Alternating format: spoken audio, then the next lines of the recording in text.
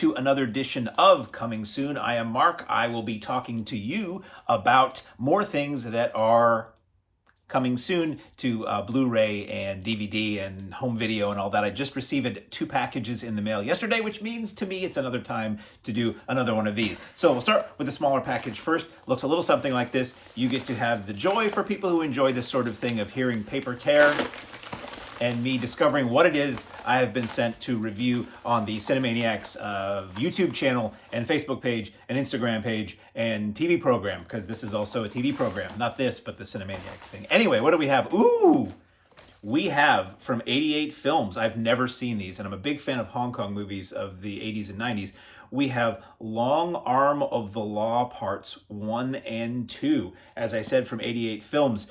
From the back of the box, return to the mean streets of the 1980s for a pair of ghetto reel crime dramas that redefined Hong Kong cop movies. Based on real events in the then Crown Colony, the Long Arm of the Law films depict the threat posed by former mainland Chinese soldiers crossing the border to stage hyper-violent crimes in broad daylight. These films are a stunning blend of cinema verite with bone-crunching Hong Kong stunt sequences. Long Arm of the Law 1 and 2 left local audiences shell-shocked when first released and still retain their raw impact today. If you've watched any of these, you know I'm very poor at reading aloud. Mouth can't keep up with the brain. Don't miss the chance to see a double bill torn from the most savage era in reel and reel. That's R-E-E-L and R-E-A-L. Hong Kong history!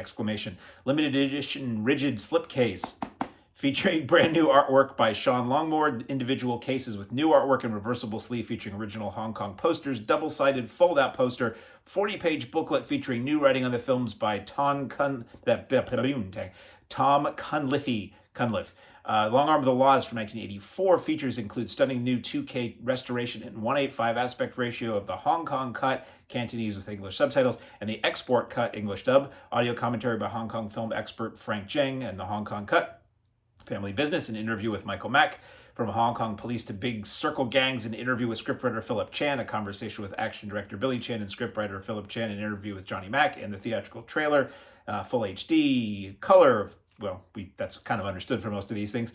Export cut is 105 minutes. HK cut is 106 minutes. Cantonese and English. Mono English subtitles. That features any actors that stand out that I would know. Not really, but I might recognize them by face. Long Arm of the Law Saga 2, 1987, 3 years later. Features include stunning new 2K restoration and 1:8:5 aspect of the Hong Kong cut, Cantonese with English subtitles, and the export cut, English dub. Audio commentary again by Frank Zheng on the Hong Kong cut. Bringing the action, an interview with director Michael Mack. Man of Action, an interview with co-star Ben Lam. An Offer You Can't Refuse, an interview with scriptwriter Philip Chan. The Iron Fist of Crime, an interview with stuntman Stephen Chan. Hong Kong trailer, English trailer. Hong Kong cut is 90 minutes. Export cut is 87 minutes. They tend to usually be shorter, the export cuts. They just to sort of streamline things and take out some of the more local aspects. Cantonese and English, mono English subtitles. Yeah, this is very exciting. So I've talked about this a lot on this channel and on the program before. Big fan of Hong Kong cinema. I discovered it because I watched an episode of The Incredibly Strange Film Show on Discovery Channel, where it aired in the US in the late 80s. And that's where I found out that Jackie Chan was more than just the guy in those Cannonball Run movies, that he made these insane action films. And he was my doorway, my gateway to finding out more about the world of Hong Kong cinema. And boy, howdy, did I jump in with both feet. But there were certain times you could only get this stuff back in the period, the early to mid 90s when I got into it. You could really only find this stuff if you had a Chinatown near you. We didn't really have the internet like we have it now for ordering things and streaming things and downloading things and all that. So you would do internet news groups, all text-based, and people would have trade lists and you'd trade things for people. And this was one of those titles that I kept hearing about, but I never saw it until now. So hard case, 88 does these films so right. Slipcase, which slips out. We get the 2 individually disced films. And again, seriously protected. So we have Long Arm of the Law, and that's at a cover that reads it all, and that's the back cover. And then you crack her open, and we have, cool. Oh, wow. So we have booklet featuring the English language version Red Guards in Hong Kong poster artwork. And it's sort of a smoked case. I don't know if you can really see through that, but you get the original Hong Kong poster art there. Reversible, you get a picture on the disc, and you get, as it said, a pretty, can you tell? pretty hefty booklet with, wow, a lot of photos and a lot of text. Love it. Love a good booklet. You know, sometimes they feel like they're extraneous if you have a lot of extras, but sometimes they can do things that the extras don't. So there's the cover for Long Arm of the Lost Saga 2, and the back cover looks a little something like that. Crack her open, and we have, again, unique, well, I guess the artwork is the same as the back cover, but still, that's cool.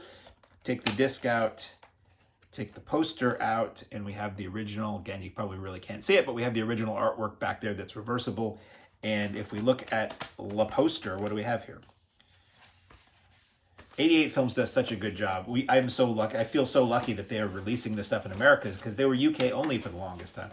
So you have the original Hong Kong poster for one of the films and the original Hong Kong poster for the other, and it's on nice, like, thick matte paper as well. So that's cool. So very excited to be digging into this set. Let me tell you, buddy. And then I just saw today a listing of what their upcoming releases are going to be for December, and it's like 3 or 4 really, really good titles. So as I will say now, I may remember to do this, I may not, but if you look in the description, the text, all that reading stuff under this video, I have listed every release that I'm talking about here, the companies that are releasing them, the street date for the release, and an Amazon link if you want to go and buy it through Amazon. If you do, it doesn't cost you a dime more. Actually, you save money on Amazon. They're almost always like 20, 30-something% off there for pre-orders. And if you use those Amazon links, I get a little something out of it, which is nice. Doesn't cost you a dime more. So that's 12/12, December 12th, that will be released in these here United States. And then MVD, my good friends at MVD, sent me a big old box. So let's see what we have in this box, shall we? We'll go with the less visually interesting things first, because they go by a little quicker. There's no packaging to show you. So Arrow Video, as I always say, they send me just basic screeners. I don't get the packaging. The discs are exactly what's on the discs that you'll buy, and I may wind up buying later on, but I don't get the fancy stuff to show you. So what do we have? Oh, wow. I'll read you the specs off the sell sheet. We have The Warriors, which is a great film, and I've seen photos of what this set's going to look like, and it looks phenomenal. We have The Warriors UHD HDR 4K, which is the same contents, only sharper. And then we have I Want Him Dead, El PURO, Wrath of the Wind. I have no idea what this is. 4 of the Apocalypse, which is maybe this is another, the notes will tell me. 4 of the Apocalypse is a Lucio Fulci spaghetti western. And then we have The Day of the Locust, which is a film I've never seen. It's a film, is it Nathaniel West? I may be wrong. A famous novel about just decay in Hollywood, like in the 20s or 30s, I think. And the film version of that. So this was like a major Hollywood film. Arrow used to always be more obscure horror and cult in international films, but occasionally they're dipping their toe into studio films. They put out Witness recently, and they put out Fish Called Wanda and things. And Arrow, to me, Arrow's the best. Arrow's the best. If Arrow touches it, you don't need to buy it again. If Arrow touches it, toss your old copies because you don't need them anymore. So let's get into what these Arrow discs have for you with this small major metropolitan phone book size pad of notes here. So The Warriors limited edition. If you don't know what The Warriors is, it's great. It's about a street gang it always felt like a slightly futuristic New York, even though it's not. It always kind of felt like a prequel for Escape from New York. It really feels to me a lot like a John Carpenter movie. It's directed by Walter Hill, though. So what are the extras? This is The Warriors limited edition. The packaging is insane. If you love The Warriors, you want to get this. I may wind up buying this, too, to get the packaging. Archive introduction by Walter Hill. Battleground archival extra, in which director Walter Hill and assistant director David O. Sosna look back at the difficulties shooting on location in New York City. Image gallery, disc 2, alternate version. See, this is great. The Warriors came out, and it was The Warriors. And then at some point, Walter Hill messed with it, like William Friedkin did with The Exorcist and with Sorcerer and with Cruising and some other things. Or at least I know he did with Cruising and Exorcist. And that was the only version you could get. And Walter Hill messed with The Warriors and made it look more comic booky. And a lot of people really didn't like that. And the whole thing about this release was, is the original version on there? And the answer is yes, the original version is on here the way it always looked, and looking undoubtedly better than ever. Disc 2 is the 2005 alternate version. And on that, extras are The Phenomenon, archival extra. Theatrical trailer, The Way Home, archival extra focusing on the look of the film with director of the photography, Andrew Laszlo. Isolated score option, come out to play, a new look at the iconic locations of the Warriors' Coney Island home turf. The beginning, archival extra looking back at how the Warriors came to be. Sound of the Streets, an appreciation of composer Barry DeVorzon, great soundtrack for this movie. And the music of the Warriors by film historian Neil Brand. Armies of the Night, an exclusive look at the costume designs and photographs from the archive of designer Bobby Maddox. Battling Boundaries, new interview with editor Billy Weber. Gang Style, new interview with costume designer Bobby Maddox. War Stories, new interview with director Walter Hill. These extras are undoubtedly twice as long as the film itself. A new roundtable discussion in which filmmakers Joss Olsson, History of Violence, Lexi Alexander, Greenstreet, and Robert D. Krasowski, the man who killed Hitler and then Bigfoot. Oh, wow. A friend of mine is close friends. I've met him. Discussed their love of the Warriors and the work of Walter Hill. Limited edition packaging with versatile sleeve and original newly commissioned artwork by Laurie Greasley. Double-sided fold-out poster featuring original and newly commissioned artwork by Laurie Greasley. Disc 1, this is in reverse. This is the theatrical cut. New audio commentary by film critic Walter Chaw, author of a Walter Hill film. 6 postcard-sized reproduction art cards. Gang logo stickers. Optional English subtitles for the deaf and hard of hearing. 100-page perfect-bound collector book containing new writing on the film by Dennis Casalio plus archival material. Theatrical cut presented in its original aspect ratio of 1:8:5 for the first time on home video. Wow. Original uncompressed mono plus stereo 2.0 and Dolby Atmos for audio options for theatrical cut. 2.0 stereo and DTS HD MA 5.1 for the 2005 alternate version. High-def presentation of both versions, exclusive 4K remasters of both the theatrical cut and the alternate version of the film sourced from the original camera negative, supervised by Arrow Films and approved by Walter Hill. Wow, if that doesn't make you want to buy this movie, and let me tell you, buy this movie because The Warriors is really good. So let me flip through here. We'll go through all this. The 4K UHD version, that was the Blu-ray version I was talking about. So these are 2 separate packages, I do believe. Sometimes companies will give you both. They'll give you the 4K and they'll put a Blu-ray in there as well. This I know is, they're 2 separate packages. So if you don't have 4K, don't care about 4K, you can spend a little less and get the non-4K. Or if you're like me and you have 4K ability, you're probably going to want to go with the 4K because, wow, this sounds phenomenal. It looks to be the same extras. When I do the proper review, I will tell you whether anything differs on that. So that's The Warriors. Then we have Savage Guns, 4 classic westerns. Okay, all those titles I read off that I didn't know what they were, they're from the third in 4 Classic Westerns Volume 3. Arrow has been putting out these sets that are really, really cool of Italian westerns, which I love. And they're, in every case, until this one, they're all films I've never seen, mostly never heard of, and they look beautiful, and they sound beautiful, and the extras are voluminous and gorgeous. So I've been very excited about this. I've been a little slow to review these, but this one I won't be. 4 of the Italian Western's hardest, cruelest, bloodiest classics are up from the screen in this feature-packed box set from Arrow Films.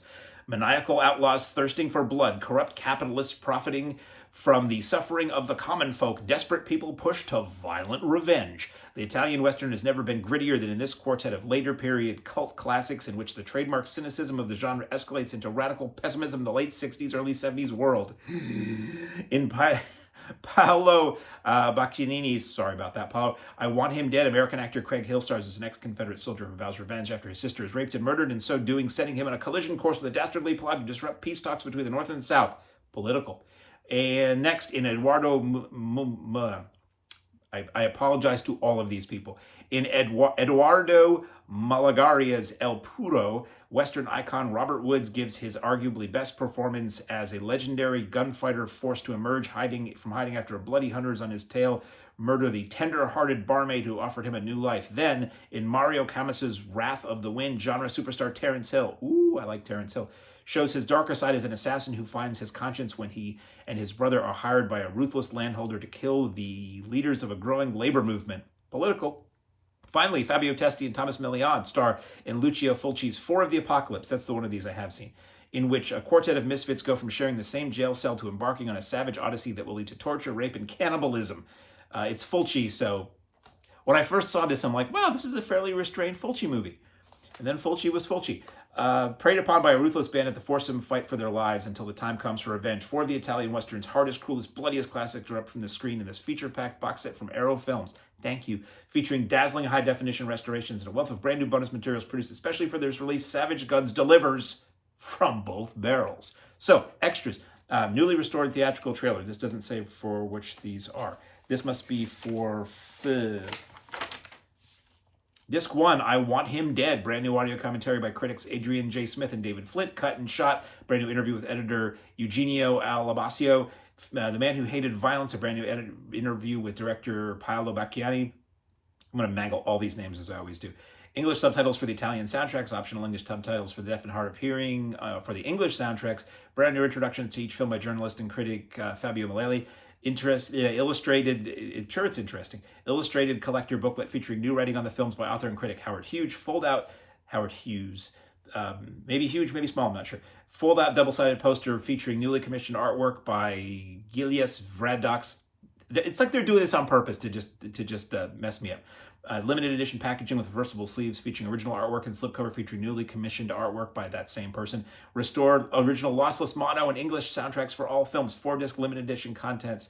HD presentations of all 4 films. 2K restorations of all 4 films from the original 35mm camera negatives with El Puro newly restored by Arrow for this release. Italian and English front and end titles for all films, which means you can watch them one way or the other. This comes out on the 12th of December. Again, if you look at the notes under this and you don't catch what I say for these release dates, you can go to the Amazon page and see the specifics that may not be appropriately presented by me here in my mush-mouthed brain fog. El Puro, Disc 2, Image Gallery, English theatrical trailer. Nico Unchained archival interview with composer Nico Fidenco.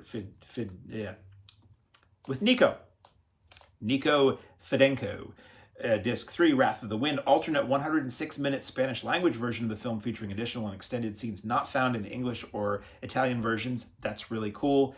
And brand new audio commentary by author and critic Howard Hughes. Days of Wrath, brand new interviews with camera operator Roberto, and this is a typo here, Da Ettore Pizzioli, sorry about that. Brand new interviews with actor Robert Woods, now that I can pronounce. Brand new in-depth appreciation of the soundtrack and its composer Alessandro and Alessandroni, who I love, by musician and disc collector Lovely John. His extras are always really cool.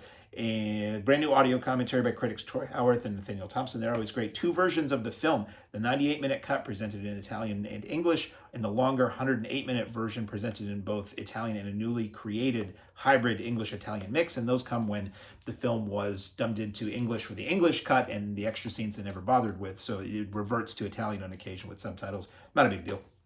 For the Apocalypse, Disc 4, brand new audio commentary by author and producer Kat Ellinger. Her work is always excellent.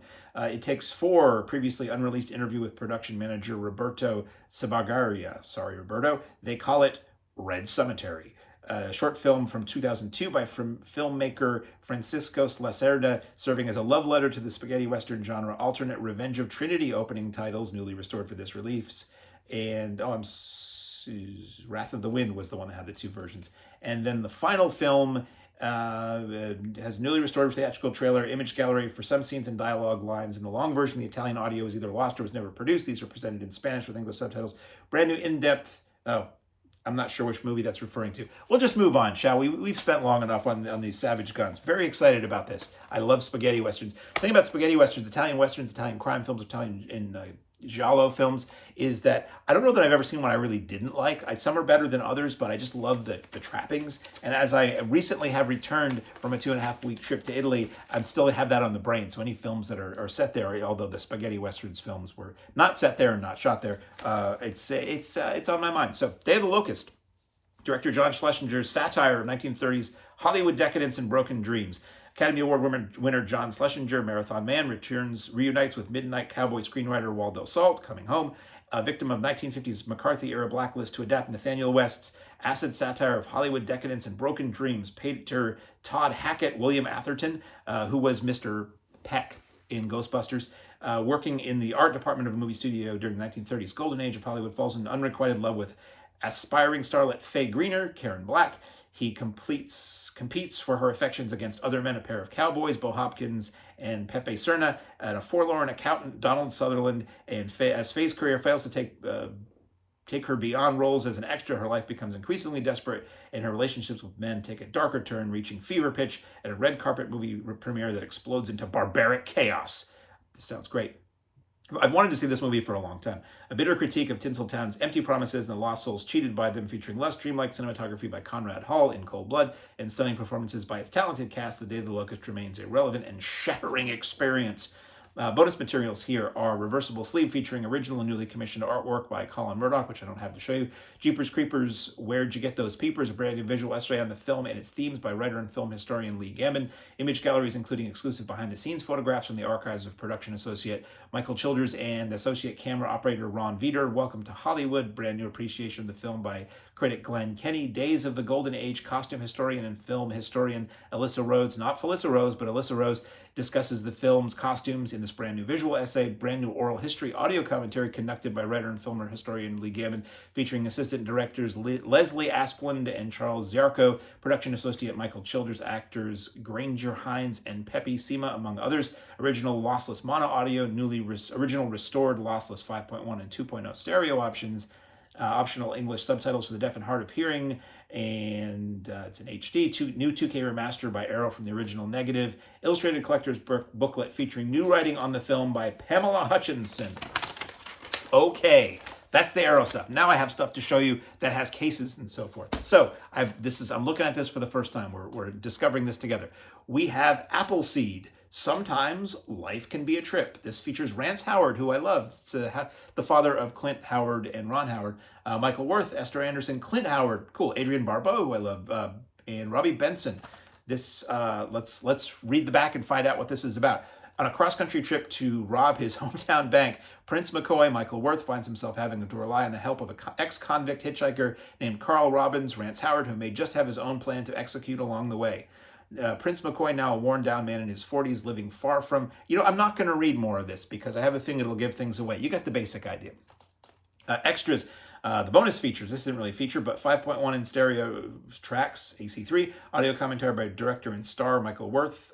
Captions, the making of Appleseed. A bonus DVD features the director's cut. Oh, that's cool.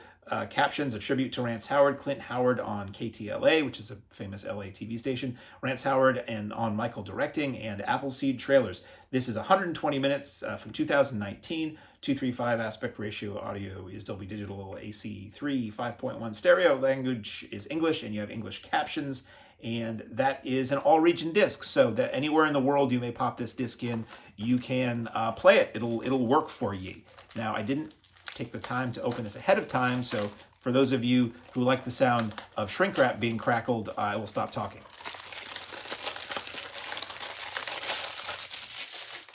That's for you people. So front, back, and open. Oh, yep, we have, this was from VCI. I like VCI. So VCI they look identical. One is the Blu-ray, one is the bonus DVD with the director's cut. That's really cool. So I look forward to watching that. I like Rance Howard quite a bit. He was always a bit player, never like a major star or anything, but he always brought a certain down-hominess, a certain whimsical reality to the films he was in. I always appreciated him. So, ooh, wow, cool. Mary Pickford stars in Stella Maris from 1918, a silent film. I love all kinds. I love all kinds of movies. So this is very interesting to me. This is released by MVD Visual, the people who distribute really the majority of cool content now. And Stella Maris was the first for Mary Pickford, as well as a major advancement in filmmaking. She plays dual roles in a film that is very different than anything she had done before. It reunited the creative team of Mary, Frances Marion, and Mickey Nellen, and tells the story of two polar opposite young women, a figure of wondrous beauty, the rich but crippled Stella Maris, and Unity Blake, another victim of cruel fate, deformed but equally beautiful of soul. Mary's performance elevated critics' appreciation of her, and audiences flocked to see her in what turned out to be a huge commercial success. This is from, again, 1918, 84 minutes. I always feel like films and silent films are going to be really short. A lot of times it'll be like, oh, it's a movie from 1933. We'll pop that on. It'll be 72 minutes, and it's like 130 minutes. So 84 minutes, black and white, obviously, 1918, not rated. HD 137 with pillar bars, which means it's square because that was the shape of film for the longest time. Audio is Dolby Digital AC3, contains Blu-ray and bonus DVD disc. The bonus features are commentary track by Mark Wanamaker, author and film historian, liner notes and pictorial booklet by the Mary Pickford Foundation, extensive photo gallery, The Mountaineer's Honor, an American biograph short film released November 25th, 1909, newly mastered in HD with an original score by the Graves Brothers. So this is from the Mary Pickford Foundation, the Mary Pickford Company, Paramount Pictures, Library of Congress, UCLA Film and Television Archive, and VCI. I love that companies are still doing this. This would seem like a very, in this day and age where everybody is talking about how physical media is on the decline and physical media is dead. Nobody buys discs anymore and all that junk. The fact that companies are still willing to put out things that are not, super action explosion-orama, mega star commercial, that people are still engaging in preservation of film history is it's important, and I think it's wonderful, because this is not probably going to show up streaming anymore. This is not the kind of thing that you would see in a revival house theater. Many of them tend to shy away from silent films or black and white films. So this is, let me reach into my secret drawer here and pick out this thing that's not meant to do this, but I use to open up these discs on the slide. It's really cool that anybody's doing this. So I love companies like VCI that still does it. Companies like Flicker Alley that still does this sort of thing. So we have the front, as I've shown you. We have the back that I was reading from. We pop it open, clear case, and we have a lovely photo and the disc. So you take out the disc, you take out the booklet, and you have the bonus disc, which is a still from the film there. And take that out, and we have oh wow, it's a cool photo of the crew apparently shooting this film. So looking forward to this one. This is a nice surprise. The way it works with how I get all this stuff, the majority of what I get is from MVD, really nice folks at MVD. And most of it is me saying, looking at their release schedule and saying, oh, I'd like to review that. Oh, I'd like to see that. Oh, that looks fun. That looks interesting. I'll try that. And then some of it is them just sending me stuff because they know the kind of thing that I'm into and that I review. And that's where these nice little surprises come in. So I had no idea I was getting this. Now we have a film I have seen, a film that's a classic, a film that's been around for a long time. It actually puts you in the picture. Can you stand it? Hypnovista presents Horrors of the Black Museum. This film had a really great trailer that I hope is on here, where this psychologist talks about he hypnotizes somebody on screen and puts like a pin through their hand or something. He does something kind of horrible to them, and they're like, do you feel that? No, not at all. And this is the kind of hypnotism you may be subjected to if you see Horrors of the Black Museum. So this is a fun one. So stars Michael Guff. Most people now probably know him as Alfred the Butler from the Tim Burton Batman movies, but he was in a ton of British stuff. Always really like crazed and lurid, and always a play. Black Zoo is another good one that he's in. He's always good to see. So let's see. London is fear-struck and Scotland Yard is baffled by a series of strange murders that have plagued the city. Stories of atrocities by crime journalist Edmund Bancroft, Michael Guff, yes, the same lovable Alfred Pennyworth from the Batman movies, come to their own conclusion, missed by the Yard, Scotland Yard that is. This is because the fact that Edmund is behind these horrible crimes in order to create material for his writing, along with his assistant Rick, Graham Kernow, who helps him run a private black museum filled with murder and torture devices. We have also included the original American International abduction. Nice. The original American International, because this was a British film originally, American International introduction called Hypnovista, featuring Emile Franchel, that's the thing I was referring to, registered psychologist that greeted all American theatergoers on its initial release, features the classic eyeball gouging binoculars scene. Really gruesome, all caps. Directed by Arthur Crabtree. So bonus features: two-sided cover wrap features original theatrical art, and flip side with a new graphic design by Robert Kelly, archival commentary by writer-producer Herman Cohen, 2023 commentary by Robert Kelly, noted film historian and artist, original U.S. Hypnovista opening featuring psychologist Emile Franchel, probably not his real name.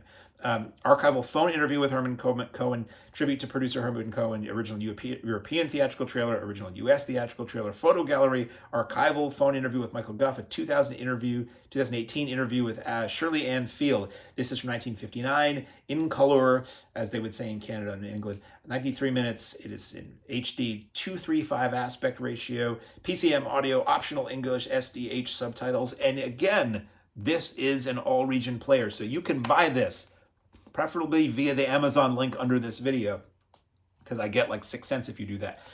You don't pay any more. I get a little something. I get a little something to keep myself in cool t-shirts, like one a year.